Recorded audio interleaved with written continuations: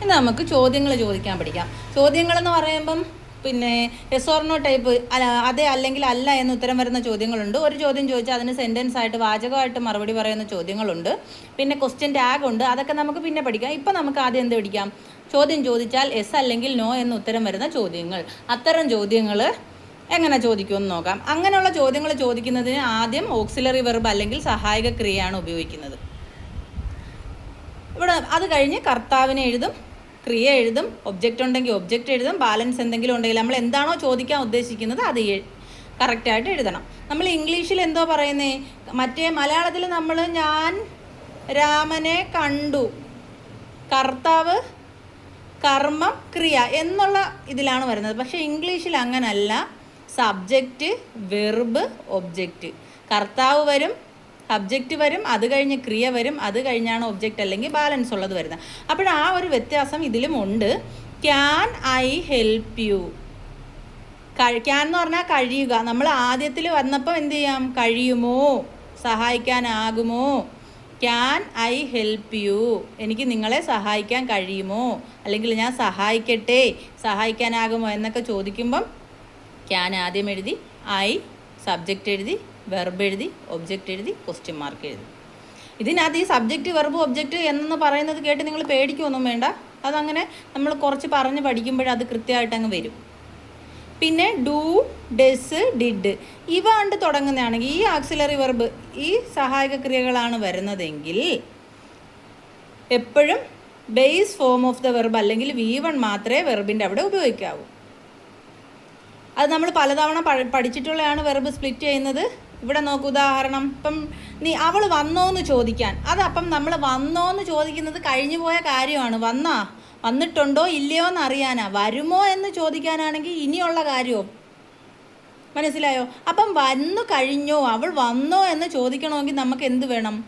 Past ടെൻസിലുള്ളത് വേണം. അപ്പം ഇവിടെ ഡു, ഡസ്, ഡിഡ് ഇതിൽ പാസ്റ്റിലുള്ളത് ഡിഡാണ്, കഴിഞ്ഞു എന്നുള്ളത്. അപ്പം ഡിഡ് ഷീ കോൾ, അവൾ വിളിച്ചോ എന്നാണ് ഇവിടെ എഴുതിയിരിക്കുന്നത്. ഡിഡ് ഷീ കോൾ, അവൾ വിളിച്ചോ. അപ്പം അവൾ വന്നോ എന്ന് ചോദിച്ചാൽ ഡിഡ് ഷീ കം എന്നാണ് ചോദിക്കാനുള്ളത്, കെയിം അല്ല. ഷീ കെയിം എന്ന് പറഞ്ഞാൽ അവൾ വന്നു. വന്നു എന്ന് പറയുമ്പം ഷീ കെയിം എന്ന് നമ്മൾ പറയും. പക്ഷേ ഡിഡ് വരുന്ന സെൻറ്റൻസിൽ പിന്നെ എന്ത് ചെയ്യല്? V3 ചേർക്കരുത്, പകരം V1 ചേർക്കാവൂ. അപ്പോഴെങ്ങനെ എഴുതാം? ഡിഡ് ഷീ കം എന്ന് ചോദിക്കാം, അവൾ വന്നോ. ഇവിടെ ഡിഡ് ഷീ കോൾ, അവൾ വിളിച്ചോ. ഡിഡ് ഷീ ക്രൈ, അവൾ കരഞ്ഞോ. അങ്ങനെയൊക്കെ ചോദിക്കാം. അപ്പോൾ ഓക്സിലറി വെർബ്, സബ്ജക്റ്റ്, പിന്നെ വെർബ്, പിന്നെ ബാക്കി ഒബ്ജക്റ്റ് ഉണ്ടെങ്കിൽ ഒബ്ജക്റ്റ്, ബാലൻസ് എന്തെങ്കിലും ഉണ്ടെങ്കിൽ അത് എഴുതി ക്വസ്റ്റ്യൻ മാർക്കും ചേർക്കുമ്പോൾ yes or no type question. Yes or no type question എപ്പോഴും ചോദിക്കുമ്പോഴും ഓക്സിലറി വെർബ് അല്ലെങ്കിൽ സഹായക ക്രിയ ആദ്യം എഴുതണം. ഏതൊക്കെ വരാം? Can, will, have, should, do, does, did, shawl, അങ്ങനെയുള്ള എല്ലാം വരാം. ഈസ്, ആം, ആർ എല്ലാം വരാം. അടുത്ത ഒരു നോക്ക്, തേർഡ് പേഴ്സൺ സിംഗുലർ വന്നാൽ, അതായത് ഹീ, ഷീ, ഇറ്റ് അല്ലെങ്കിൽ ആരുടെയെങ്കിലും ഒരാളുടെ പേര്, ഇതൊക്കെ സബ്ജക്റ്റായിട്ട് വന്നാൽ എന്ത് ചെയ്യും? ഡെസ് കൊണ്ടാണ് ചോദിക്കേണ്ടത്. ഇവിടെ ഡിഡ് ചോദിച്ചത് പാസ്റ്റിൽ ഡിഡ് ഏതിൻ്റെ കൂടെ ഡിഡ് തന്നെയാണ് ഉപയോഗിക്കുന്നത്, ഏകവചനമായാലും ബഹുവചനമായാലും ഏതായാലും. അതേസമയം തേർഡ് പേഴ്സൺ സിംഗുലർ വന്നാൽ ഡെസ്സേ ചോദിക്കത്തുള്ളൂ. സിമ്പിൾ പ്രസൻറ്റ് ടെൻസിൻ്റെ കാര്യത്തിൽ, സിമ്പിൾ പ്രസൻറ്റ് ടെൻസിൻ്റെ കാര്യത്തിൽ മാത്രമാണ് ഈ നിയമം ബാധകം. ഹീ, ഷീ, ഇറ്റ് ഇവ സബ്ജക്റ്റായിട്ട് വന്നാൽ ഡെസ് കൊണ്ട് ചോദ്യം ചോദിക്കണം. ഇവിടെ എന്തുകൊണ്ടാവും ചോദിക്കാഞ്ഞേ? ഡിഡ് ഷീ കാൾ പറഞ്ഞു, പക്ഷേ ഡസ് ഷീ കാളെന്ന് ചോദിക്കാമായിരുന്നല്ലോ. ഇത് കഴിഞ്ഞൊരു കാര്യം ചോദിച്ചതാ. ഇനി ഇപ്പോഴത്തെ കാര്യം, ഡസ് ഷീ സിങ്, അവൾ പാടുന്നോ, പാടുകയാണോ, അവൾ പാടുന്നോ, പാടിക്കൊണ്ടിരിക്കുന്നോ, പാടുന്നു. ഷീ സിങ്സ് എന്ന് പറഞ്ഞാൽ അവൾ പാടുന്നു.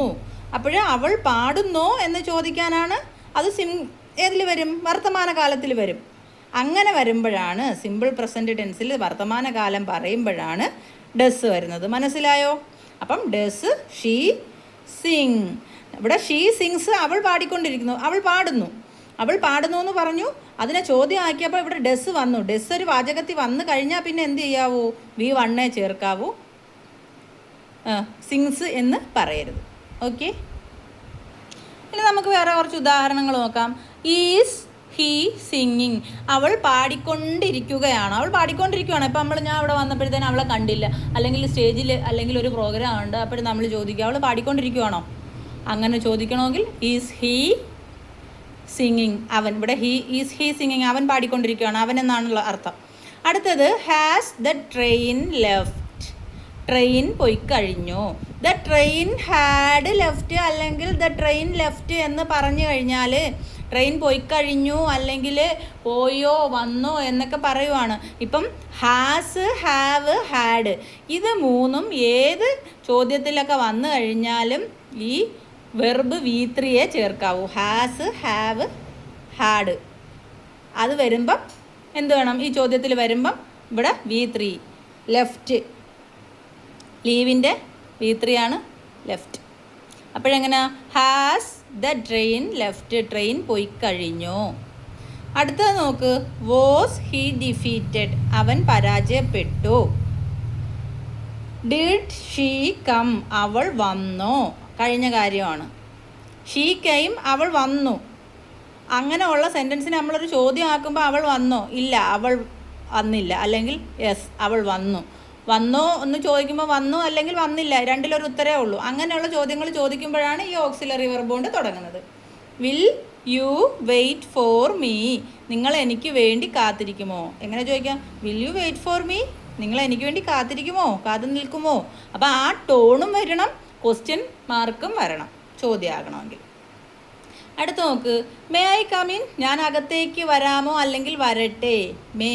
നമ്മൾ ഇതിൻ്റെ എല്ലാം ഉപയോഗങ്ങൾ പറഞ്ഞിട്ടുണ്ട്. അത് വെച്ച് വേണം ഇതൊക്കെ അന്ന് ആദ്യം ഇതെല്ലാം പഠിപ്പിച്ചത്. ഇങ്ങനെ ചോദ്യങ്ങൾ നമ്മൾ സംസാരിക്കുമ്പോൾ ഇത് ആവശ്യമുള്ളത് കൊണ്ടായിരുന്നു. അറിയാത്തവർ പഴയ ക്ലാസ്സുകൾ പോയി നോക്കുക, അല്ലെങ്കിൽ വീണ്ടും ഇനിയും പഠിപ്പിക്കാം. Are they coming? അവർ വരുന്നുണ്ടോ? Is it raining? മഴ പെയ്യുന്നുണ്ടോ?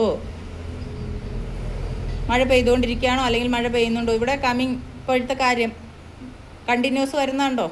അതുകൊണ്ടാണ്. അടുത്ത നോക്ക്. Does he come daily?